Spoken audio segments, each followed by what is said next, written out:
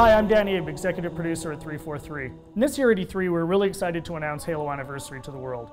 We wanted to give an example of campaign, so we used Silent Cartographer to really highlight some of the exciting features we're developing for the game. And now we want to share this with the rest of the world. So this is really your chance to get a behind-the-scenes peek at what we're doing with Halo Anniversary. Hope you enjoy.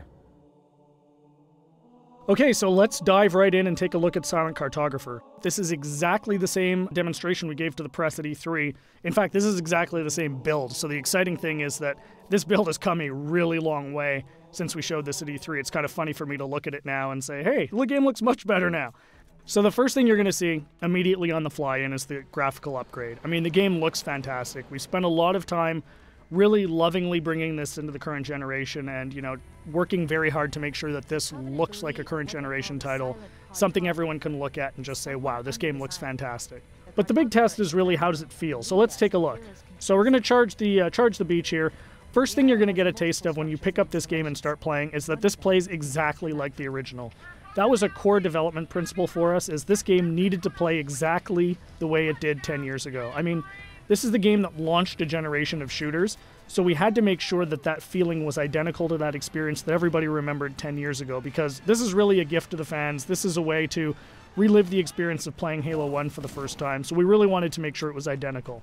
And the way we did that was actually a fun technical trick. We're actually running portions of two engines at the same time.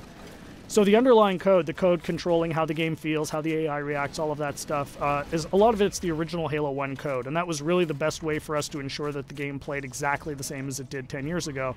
But on top of that, we've layered a new graphics engine that allows us to, you know, make the game look fantastic and look like a current generation title. So it's really a great mix of the two. So at the end of the day, you know, your Halo fan gets a game that plays exactly like they remember, but looks like a current generation title. We get some other benefits from this as well. You know, as I said earlier, and I say this all the time, the primary goal for this game is to make sure Halo fans can relive the experience of what it was like to play 10 years ago.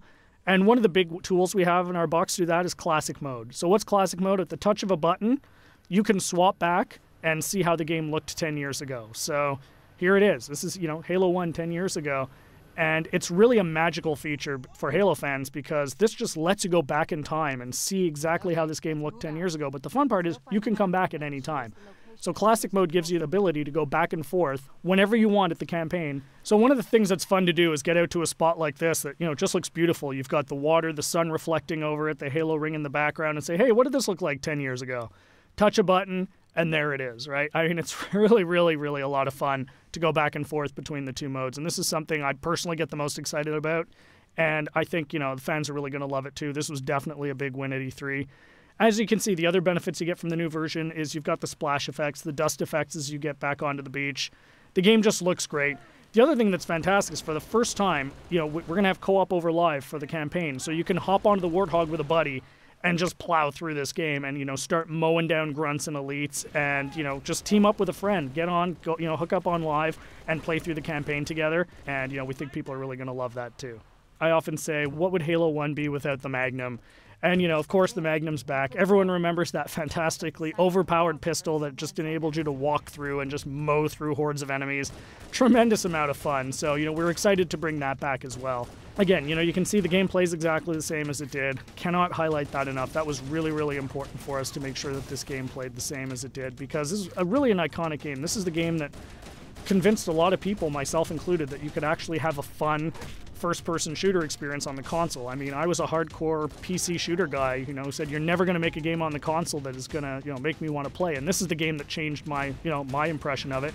And it's the same for millions of Halo fans. And those fans, that's who this game is for. You know, this game is really a labor of love for us here at 343, and we're really excited to be able to present it to you. So there's your sneak peek of Silent Cartographer. Really just the tip of the iceberg. We've got a lot more features we're going to announce as we get closer to launch. Come to Halo Fest at the end of August and see the whole game in action. See you then.